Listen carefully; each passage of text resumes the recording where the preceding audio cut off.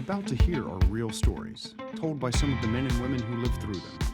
Join us as we examine active, closed, and sometimes cold cases with an occasional look behind the badge. Our mission is to be informative and engaging with the goal of providing justice and just maybe closure to our victims and their families. I'm Chris Anderson, and this is The Crime Journal.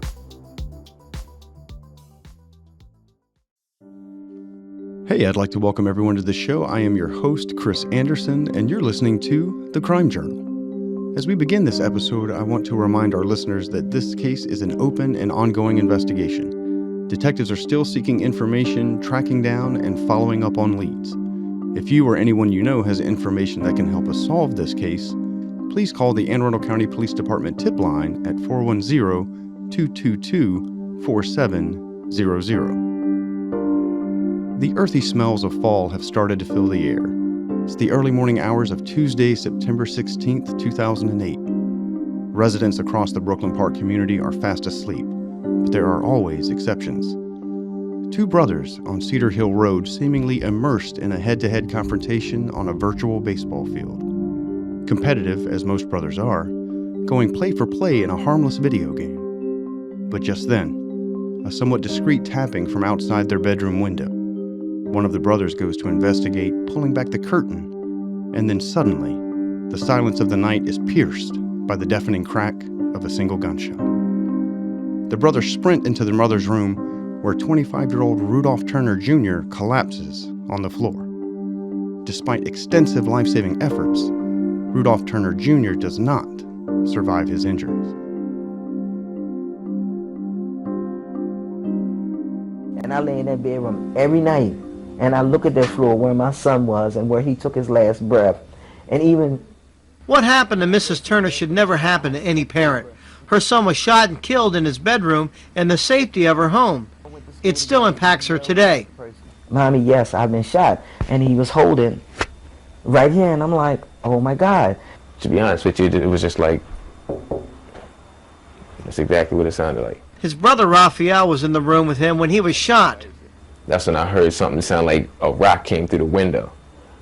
It sounded like a rock came through the window, and I seen him fly back, and I was like, and I sat there, and he was like, go tell mommy, call the police, I just got shot. Mrs. Turner knows someone knows something. Whoever you are, and I know you know who you are, how would you feel if this happened to you in the privacy of your home? Detective John Guida is with Anne Arundel County's Cold Case Squad. They've been looking at information since the homicide happened and wants to hunt down every lead to find answers. We know there's people out there, or I feel that there's people out there with information, but they're afraid to tell it for any number of reasons. But Miss Turner and the family, they need closure. I'm not mad. I just want to be able to have this resolved. That's all I want. It's been almost 2 years exactly to the day for the homicide, and there's still a lot of questions. Police and the Cold Case Squad hopes that someone has the answers. In Crownsville, I'm Don Harrison for ABC2 News. And joining us again today is our homicide cold case detective, Jason DePietro. Thanks for having me again, Chris. Happy New Year. Happy New Year. Thank you for being here. And as always, Jackie Davis is to my left. Happy New Year, guys. It's good to be back. Good to see both of you guys again. It is good to be back. So today, our case revolves around a homicide that happened back in 2008, with our victim being Mr. Rudolph Turner Jr. Yes. And I'd like to take everyone back to September 16th of 2008. At the time, about 1:51 in the morning, police got a call for a report of a shooting that occurred in the 500 block of Cedar Hill Road, which is in the northern part of our county. The Brooklyn Park section. Brooklyn Park, okay. Yes. And when officers got there, we found a unresponsive male, later identified as Mr. Rudolph Turner. He had suffered a gunshot wound to his upper body, and unfortunately, despite life-saving efforts, he was pronounced deceased at the scene. How old was Mr. Turner? At the time this occurred, he was 25. Wow. Okay. So a young man. So you guys get the call as a homicide detective, or whichever detective was assigned to the case on that particular night. And where do you go from there, initial response to the scene?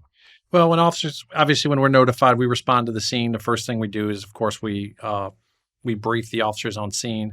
to see what occurred. What we had learned is that prior to the shooting, Mr. Turner was playing a video game in his room with a family member, and the one family member got up to leave the room. They heard a knocking at the window, and Mr. Turner went to check on the knocking on his window. When he opened the shade, the family member heard a gunshot wound, and Mr. Turner was hit by gunfire. So the family member didn't actually see it. He saw that his brother was going to investigate and was... Yes, the family member was actually leaving the room. This was all about simultaneous. He had gotten up to leave the room. There was a knock at the window, and that's when Mr. Turner went to check. And when he opened up the shade, there was the family member advised he had heard a gunshot wound, or he had heard a gunshot, and that's when he noticed that his family member had been struck.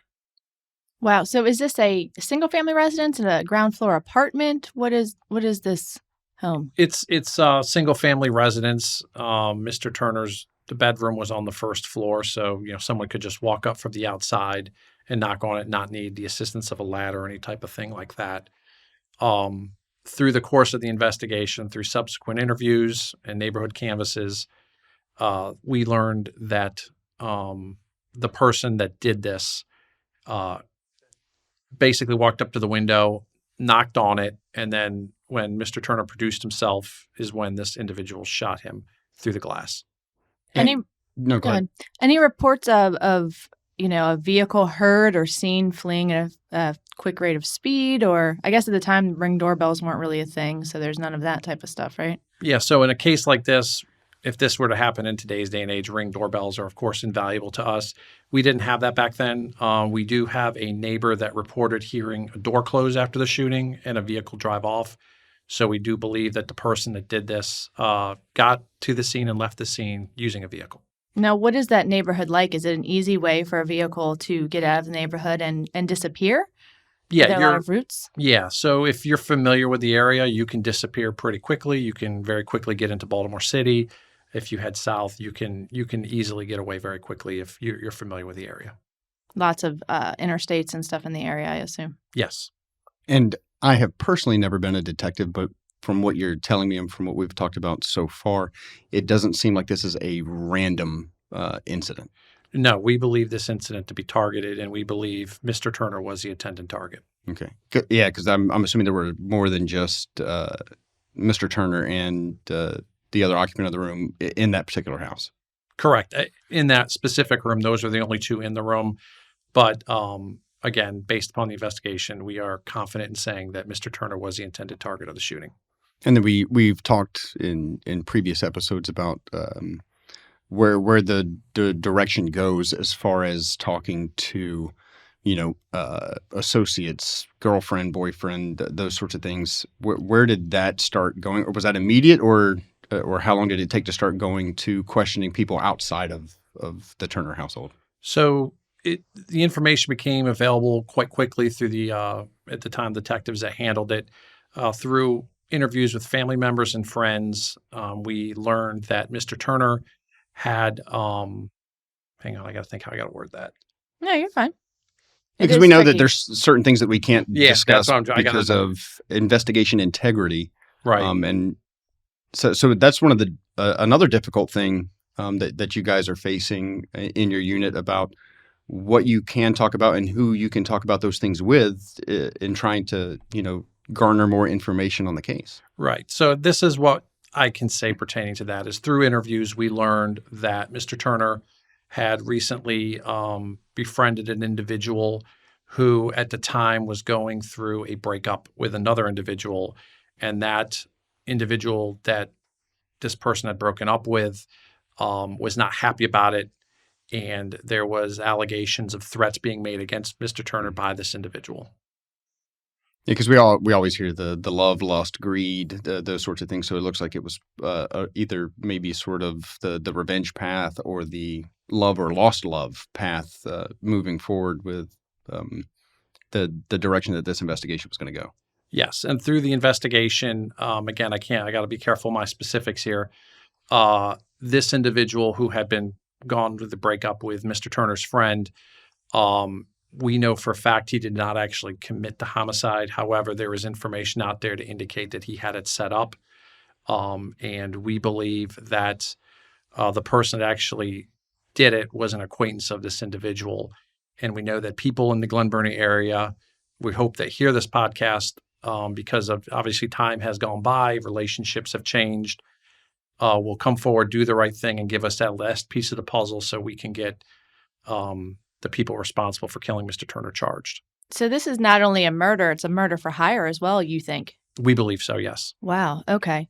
And I know it's sometimes frustrating to people when they're listening to these podcasts and here we are asking them for information and they kind of feel like, well, you're asking us for information, but you're not giving us a lot to go on. And I think it's important for people to understand that the reason you can't give out specifics is because that really comes into play to secure a conviction and to help prevent any type of false information, people looking for their 15 minutes of fame. So you have to hold that information close to you to corroborate what a witness or suspect would say. Correct. And again, we know for a fact there are individuals out there that could help us. We could solve this case today if certain people do the right thing and contact us and tell us the truth. When there's only as far as the very specific details to not only this case, but any criminal case goes, the police have to keep some things close to the chest. And the reason we do that, again, is because if a witness comes forward and says, look, this is the information I know, this is what someone may have told me, this is what I may have seen, this is what I heard, we're able to basically distinguish fact from fiction very quickly because details were never released to the public. So if someone talks about something that was never released, we know that the information they have is credible. Which is really, really important. And you touched on it too about time. Sometimes time works in your favor in these type of cases where relationships change, loyalties change.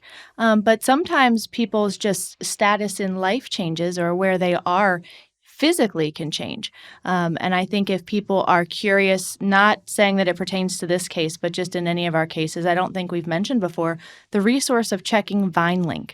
And VineLink is a national database, federally funded, where anybody can check the status of somebody to see if they are in jail.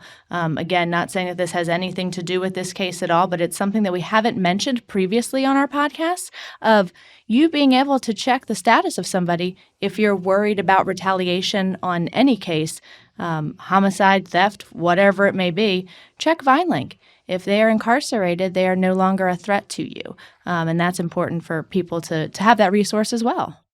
Correct. And not only is VineLink an invaluable resource that people can check it, you can also use Google. And Google, if you know someone committed a crime, you can, and you just didn't want to tell the police at the time why or the person who, because you were afraid of the person, you can Google that person's name. And because of media and social media and all, you can see if someone's been charged and convicted of something, what sentence they receive. Then, of course, you can check to see VineLink to make sure that they're incarcerated. The one thing about VineLink you can also do is you can actually set it up to notify you if someone's custody status changes. So if you're, domestic violence victim or something like that, it will email you to say, hey, John Smith is being released or John Smith is being moved from this facility to another. That's good information just for people to have in general. That's awesome. Yes. And that works for all 50 states, I believe, right? I think yes. It's a federal. Very cool. So as a cold case detective, this goes all the way back to 2008. How much, and I know that we can't talk about specifics when it comes to pieces of evidence, but how much, I guess, physical evidence was there to point you in a certain direction, if there was any physical evidence at all? All the physical evidence in this case was, over the years, has been examined, re-examined. And again, we're kind of at that, I like to say, the proverbial fork in the road, where we're very close on this case. We just need that last piece of the puzzle to someone, it's a corner piece of a puzzle. We need someone to come forward, do the right thing, and say, hey, this is information I have pertaining to this case. And we believe that if we get additional information, we'll have a successful prosecution. So tell us a little bit about who Mr. Turner was. What did you learn about him and his victimology, and who was he as a person? He was, by all accounts, a normal guy. He worked full time. He was, from what everyone told us, he was that type of guy that if you were having a problem in life, any problem. You could always go to him to confide in him, saying, hey, I'm having this issue, and he would always try to help you work that out. So, to be at home, literally playing a video game, and to have a knock at your window, and of course, who wouldn't go look because you're like, what the heck is that? Yeah. And then really he was murdered at the prime of his life. I mean, it's sad. And the people that did this are, they don't deserve the ability to be able to walk around free, in my opinion. Yeah, that's heartbreaking. Did he have any children or any of that? I don't know if he did or not. Yeah, I don't know either. Yeah, he did, yes. Oh, okay. That's a shame too. So his child had to grow up without their dad. And it's been 15 years, so that child is Depending probably on an adult at this point, depending on their age. going through high school graduation and proms and all of that without a primary male role model. That's heartbreaking. Wow. Yeah, and not only for, this family, the Turner family in general, they're very, very nice people. They understand our frustration in this investigation, because although we're close, we're still a little bit far away to bringing the people responsible for this. I know in the past, Ms. Turner has talked about forgiveness, but in order, in my opinion, to get forgiveness, you have to be held accountable first. So that's what we're looking for, is the people out there, and you know who you are because we've most likely talked to you. Do the right thing, pick up the phone, call us. And again, we are offering a $10,000 reward in this case for the successful arrest and conviction of the person or people responsible for this crime. And I know it's frustrating for you guys and the family when you talk to the family and say, look, we're very close. We just need one more piece of the puzzle. But it is so important, especially here in the U.S. criminal justice system. You only get one shot at a conviction. Double jeopardy is not a thing here. So if you try something just because you have probable cause but don't have the beyond a reasonable doubt, you potentially have a murderer getting off, and then there's not a thing you can do about it, even if he comes back the next day and says, yeah, I did it. Correct. Yes. So that's very frustrating, I'm sure, for you and the families. But I'm sure when you explain that to them of, look, we only get one bite of this apple, so to speak, and if we drop the ball on this, there's not a darn thing that we can do going forward. But that's why this one piece is so important. We have to get beyond a reasonable doubt. We cannot go to court and not make sure that we have secured that conviction with the state's attorney's office. Correct.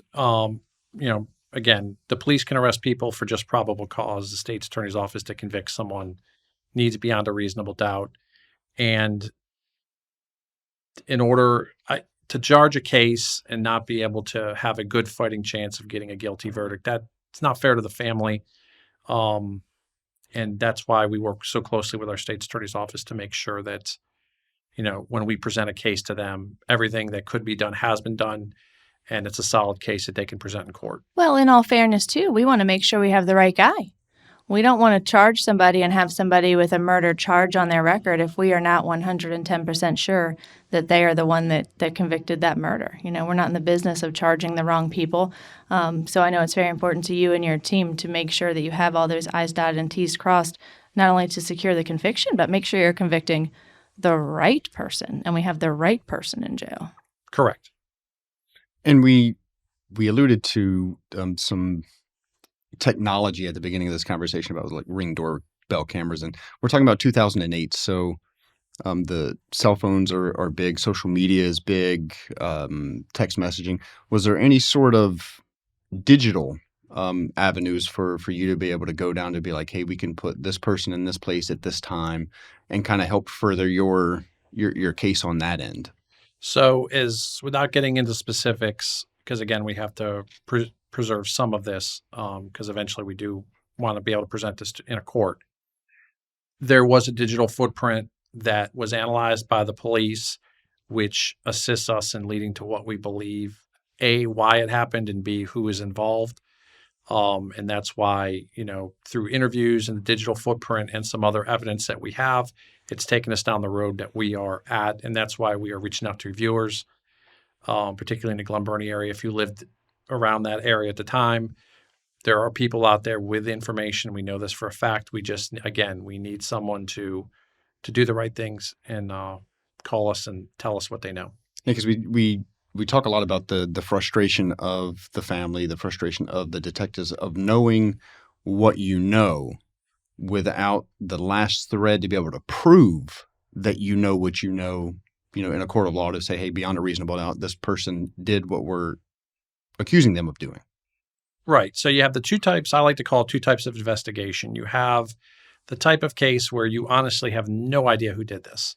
You've exhausted everything and it's not pointing you in one direction or another to who's involved or who's responsible. Then the second type of case is a case that, and this case would fall into it, that through the investigation, it takes you in a direction.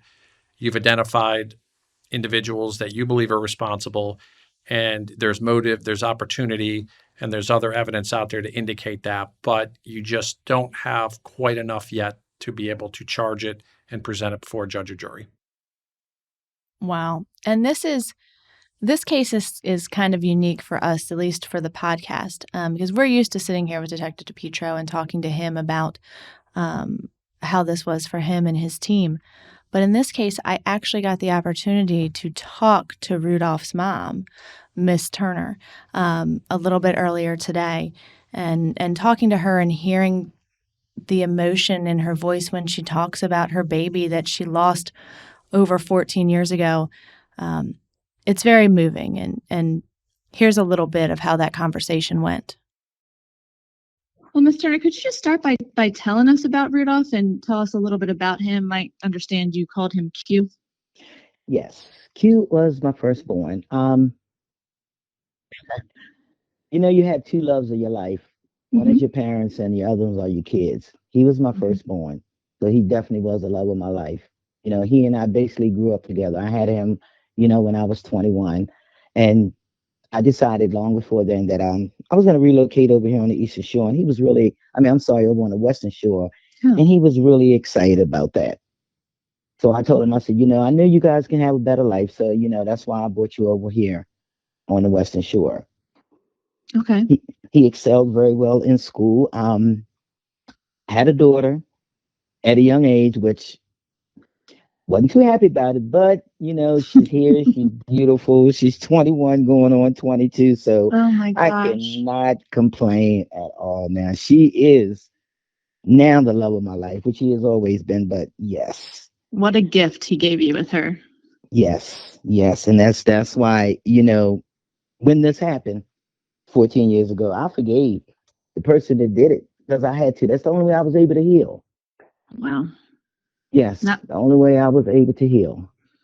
That was going to be my next question, because I'm a mom too, and my heart just bleeds for you having to lose a child. How have you been able to carry on and continue doing life these last 14 years without any answers? A lot of prayers. A lot of prayers. A lot of prayers. I mean, I still see a lot of his friends. They still come over here and see me, just to check on me, make sure I'm okay. If I'm out, they take me out to dinner, whatever. It's like they're still with me, and that's why I know he's still with me. And I mean, I have my moments. Don't get me wrong. Trust me, I really honestly do. That's why I don't like looking at the news, because every time I hear about somebody losing a son, I lose it. I'm like, can't really watch the news unless I want to see what the weather is. What would finding answers mean for you and your grandbabies? What would that do for you guys? It would be a huge weight off my shoulders. It really honestly would, because I've always said, and every morning when I get up and read my daily bread, and I pray to God, and I said, just let this be solved before I leave this earth, because I don't want that on Raphael and Jada. Yeah. Let it be on me. Let it be on me. Let me live long enough to see justice for my son, and I'll be okay. Yeah. I will be okay. What do you have to say to anybody who might have information? What is your plea to them? I know they all know who did it. I know they do. Why they won't say anything, I don't know. And if they are holding back, I really wish they wouldn't, because it's just been too many years. All of you saying, I mean, I've heard different things like, yeah, we know he did it. We know he did. That's not what I want. I want it pinpointed. That's all I want. And if you cannot come to me with accurate information, I can't do it. I Right. can't do it. I really need to know and just get some relief from it. That's all I Yeah. want. And like I said, I forgave whoever did it. That's the only way I'm able to heal. That's a huge person. I don't know if I would be able to forgive somebody for that. That says I just don't volumes want to. about you. Yeah, I just don't want to harbor those ill feelings toward anybody. I really honestly don't. And I was like always tell Raphael and I tell Jada too. I always want you guys to treat people like they treat you. If you see somebody looking at you wrong, just turn the opposite eye. Seriously, just turn away. And that's why I said I'm gonna forgive them, even though I don't really have that exact proof. But I'm going to forgive whoever did this to my son, and I did. I did. You are an amazingly strong woman. Thank That's you. well, I'm so sorry for your loss, and I'm really hopeful, that maybe this will help get his story out there again, if nothing else. I hope so So too. people do not forget his name and do not forget him, and that's definitely the goal. That hopefully somebody hears this, and it has been, gosh, 14, almost 15 years. Yeah. That hopefully somebody who maybe was loyal to somebody isn't loyal to them anymore, or whatnot. But I just don't understand these young people. I mean, you saying you don't want to be a snitch, but this is somebody's life we're talking about. It's been a whole lot. You know, as I look at it, you did it. Why not pay for it? You were man enough to do it. yeah, Why not pay for it? Why are you hiding behind somebody else? it's a good point. Seriously, why are you hiding behind somebody else? And I know with everybody that hung around whomever, somebody knows something. Somebody knows something. And I'm quite sure it's been somebody who has looked at me, who has smiled at me, who has given me a hug, but they know something. And that's Yeah. all I want them to do is just to come forward. That's all. Wow. That conversation really kind of brought this home to me, that it's, you hear of a homicide and you hear of a life lost, and it's sad and it's heartbreaking, and you try to put yourself in that situation, but you just really can't. But speaking with Miss Turner as a mama myself, and hearing that pain in her voice still almost 15 years later, it's going to leave a mark on you, and I certainly hope that the right people were listening to her just now. And it gives you that different perspective of the family member's point of view, these, decade plus later, of still dealing with these issues and still looking for these answers, and knowing that it's minuscule differences between what we know and what we need. And just one person who is potentially listening to this can say, hey, I've dealt with this burden long enough in my life. I'm going to come forward and let it be known that this is what happened. Right. And specifically, since we're talking over 14 years ago when this happened, what happens when we're younger, and everyone's the same way. I was the same way. You don't think about mortality. You don't think about death that much.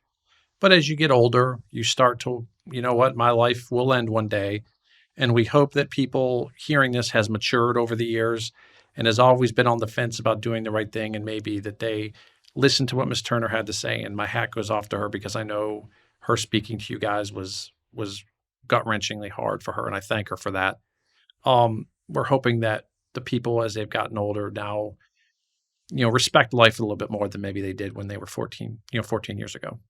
And Ms. Turner actually took the time to write a victim impact statement for us that she asked me to read on this podcast. So here's what is in Ms. Turner's heart put into the written word. As I sit here and write this impact letter, I'm still hurting for what happened to my son, Rudolph Turner Jr., over 14 years ago. On September 16th, 2008, my whole world changed right before my eyes in a matter of 30 minutes. When my youngest son, Raphael, came to tell me that Q had been shot and to call the police. I started praying to God that it wasn't true, but it was. But I could never question why God took my son. Instead, I chose to forgive the person or people that did this to him. It's been hard on me, his brother, father, and especially his daughter Jada, who was 7 at the time. She is the one who has had to endure so much pain and to grow up without her father, or to experience any more of his everlasting love. I'm asking again, if you know who committed this heinous crime, please come forward so that Rudolph can finally rest in peace. And for all of us that love him, to know we can finally have closure. Yeah. Well, thank you again for coming down and being Rudolph's voice. He hasn't had one in almost 15 years, and you and his mama, Miss Turner, are it. So thank you again for taking the time for this. And thank you again. I'd like to remind all the viewers or listeners, sorry, that there is a $10,000 reward being offered for the arrest and conviction of the killer or killers for Mr. Turner. And as always, they can contact us anonymously at 410-222-4700. Yeah. Thank you, Jason. Thank you, Jackie. And I look forward to sitting down with the both of you again in the very near future to discuss the next case. All right. Thank you again for having me. And thank you to your listeners. Thank you. Here we are some 14 years since that dreadful night for the Turner family. So many questions still remain unanswered, knowing that someone has the answers being sought. His mother still holds on to the memory of her son and the life that could have been for him. His brother was deprived of the guidance and mentorship of his older brother.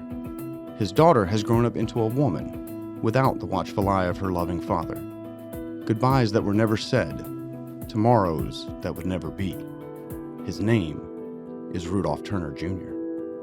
We'd like to take a moment to thank our friends over at WMAR2 News in Baltimore for their help in making this episode possible, and to thank our listeners for joining us. Cases like these are often solved with help from the community. Once again, if you or anyone you know has information that can help us solve this case, please call the Anne Arundel County Police Tip Line at 410-222-4700. I'm Chris Anderson, and you've been listening to The Crime Journal.